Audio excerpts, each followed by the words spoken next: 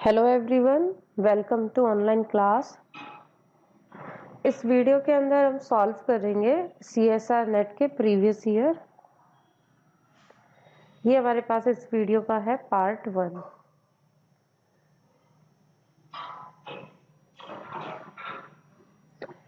First problem यहाँ पर given है, the energy eigen values of A particle of mass m confined to a rigid one-dimensional box of width L R En।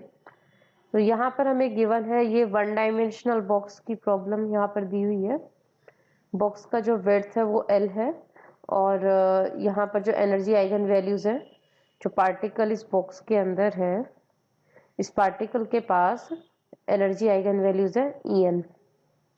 n start होता है 1 से।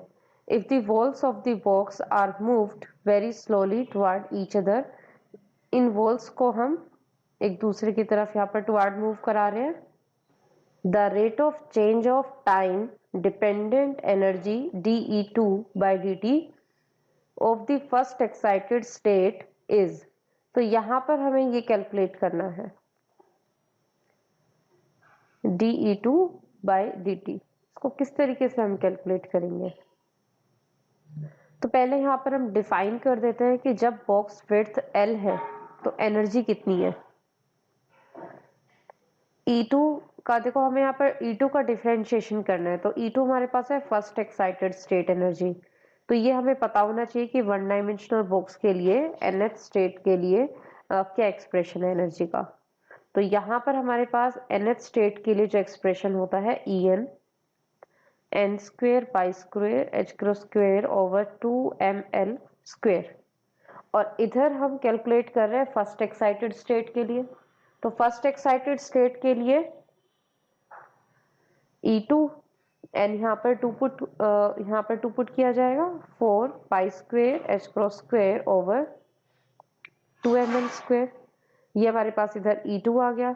अब इधर हम क्या कर रहे हैं, इन वोल्स को मूव कर रहे हैं। वोल्स को मूव करने से L यहाँ पर क्या हो जाएगा, यहाँ L वेरी करेगा। अगर L वेरी करेगा तो इधर हम कैलकुलेट करते हैं dE2 by dt with respect to time. यहाँ पर सभी चीजें कांस्टेंट है, L यहाँ पर चेंज होगा वोल्स के मोशन के साथ। अब अगर इधर हम डिफरेंशिएशन करते हैं तो कितना होगा, ये हमारे पास आ जाएगा। ये हमारे पास E2 का जो एक्सप्रेशन है, देखो इधर जो हमारे पास ऑप्शंस दिए हुए हैं उसके अंदर हमें एनर्जी की फॉर्म में लिख देने हैं सभी कांस्टेंट्स को, जो भी पहले हमारे पास एनर्जी थी। तो इधर देखिए हमारे पास पहले एनर्जी थी 4 पाई square h cross square over 2ml square. 4 आ गया है, पाई स्क्वेयर आ गया, h क्रॉस स्क्वेयर आ गया, 2ml स्क्वेयर इधर से लिया जा सकता है 2ml स्क्वेयर। तो इधर हमारे पास क्या रहेगा, -2/L dL/dt। तो ये जो हमारे पास एनर्जी आ गई है, इधर हमारे पास ये कितना आ गया, ये है E2। तो फाइनल एक्सप्रेशन क्या है, फाइनल एक्सप्रेशन होगा -2E2/L dL/dt। तो ये जो हमारे पास करेक्ट ऑप्शन आ रहा है, करेक्ट ऑप्शन है थर्ड। नेक्स्ट प्रॉब्लम है, a student measures the displacement x from the equilibrium of a stressed spring and reports it to be 100 micrometer with a 1% error. The spring constant K is known to be 10 Newton per meter with error 0.5%.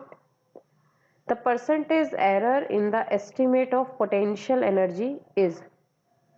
तो यहाँ पर हमें x का percentage error दिया हुआ है। x के अंदर परसेंटेज एरर कितना है, 1%। k का परसेंटेज एरर हमें गिवन है 0.5%। अब हमें पोटेंशियल एनर्जी के लिए कैलकुलेट करना है। देखिए यहाँ पर हमारे पास एरर कैलकुलेट करने का फॉर्मूला ये होता है, रिलेटिव एरर मल्टीप्लाई बाय 100। यहाँ पर इसका स्क्वायर है तो ट्वाइस हो जाएगा 2 बार रिलेटिव एरर इसका लेना होगा हमें। ये जो हमें क्वांटिटी दी हुई है, ये क्वांटिटी हमें गिवन है 0.5%, और इधर ये हमें जो गिवन है कितना है 1%। तो टोटल हो गया 0.5 + 2 2.5%। करेक्ट ऑप्शन हो गया सेकंड। नेक्स्ट प्रॉब्लम है, a positively charged particle is placed at origin with 0 initial velocity।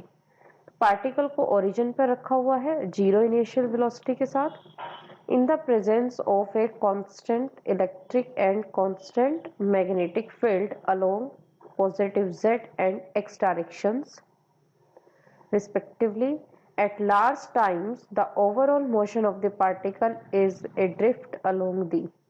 तो इसके अंदर देखिए हमें जो गिवन है, पहले हम ये कोऑर्डिनेट सिस्टम है इसे ड्रॉ कर लेते हैं, x y z।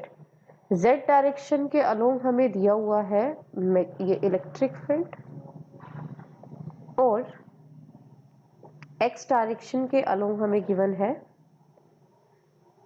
Magnetic field. अब यहाँ पर एक चार्ज पार्टिकल है, पॉजिटिव चार्ज पार्टिकल, और इनिशियली ये कहाँ पर रखा हुआ है, ओरिजिन पर 0 वेलोसिटी है। तो जब हमारे पास कोई चार्ज पार्टिकल रेस्ट पर होता है तो उसके ऊपर इलेक्ट्रिक फील्ड का फोर्स काम करेगा, और इलेक्ट्रिक फील्ड का जो फोर्स है वो इलेक्ट्रिक फील्ड की डायरेक्शन के अलोंग काम करेगा। तो ये चार्ज जो है इनिशियली जब 0 वेलोसिटी पर है तो ये इलेक्ट्रिक फील्ड के फोर्स की वजह से पॉजिटिव z के अलोंग ड्रिफ्ट होगा, तो पहले इधर की तरफ मूव करेगा। अब जैसे ही ये चार्ज मूव करना स्टार्ट करता है, मैग्नेटिक फील्ड चार्ज को मूव करेगा, मैग्नेटिक फोर्स भी काम करने लग जाएगा चार्ज के ऊपर, और ये चार्ज को सर्कुलर मोशन में ट्रेवल कराने की कोशिश करेगा। तो अगर इलेक्ट्रिक फील्ड इसे ऊपर की तरफ मूव करा रहा है, फिर उसके बाद मैग्नेटिक फील्ड का फोर्स आएगा और मैग्नेटिक फील्ड इसको सर्कुलर पाथ के अलोंग मूव कराएगा, तो दोनों का जो कंबाइंड मोशन है वो इस तरीके से हो जाएगा। अब यहाँ पर हमसे पूछा हुआ है कि at large times the overall motion of the particle is a drift along the. तो लार्ज टाइम्स के बाद ये जो मोशन है ना, ये अपने आप को इस तरीके से रिपीट करेगा बार बार। जैसे ही ये इधर आएगा, पहले यहाँ पर दोनों फोर्स एक दूसरे से कम्पीट करेंगे, तो जो भी फोर्स ज़्यादा होगा उसका इफेक्ट, उसके जिस फोर्स का भी इफेक्ट ज़्यादा होगा तो वही मोशन होगा। फिर उसके बाद इसमें क्या है कि स्टार्टिंग में इलेक्ट्रिक फोर्स ज़्यादा है, ऊपर मूव करता है, फिर मैग्नेटिक का इफेक्ट आने लगता है, सर्कुलर पाथ हो जाता है। अब इलेक्ट्रिक फील्ड ऊपर की तरफ फोर्स लगा रहा है, मैग्नेटिक फील्ड इसको नीचे लेकर जा रहा है, यहाँ दोनों एक दूसरे से कम्पीट करना स्टार्ट करते हैं। एक पॉइंट आएगा कि दोनों फोर्स एक दूसरे से कैंसिल हो जाएंगे, और जैसे ही चार्ज पार्टिकल इधर आ जाएगा फिर से इलेक्ट्रिक फील्ड इसको लेकर जाएगा, फिर इसके बाद मैग्नेटिक फील्ड इसे नीचे ले आएगा। तो इस तरीके से ये जो मोशन है इस तरीके से चलता जाएगा। तो ओवरऑल जो मोशन है इसका, ये वाई डायरेक्शन के अलोंग ड्रिफ्ट होता है। ओवरऑल मोशन वाई डायरेक्शन में, पॉजिटिव वाई डायरेक्शन में है। तो यही हमें इधर बताना था। इस वीडियो के अंदर हमने सॉल्व किए हैं ये 3 प्रॉब्लम्स।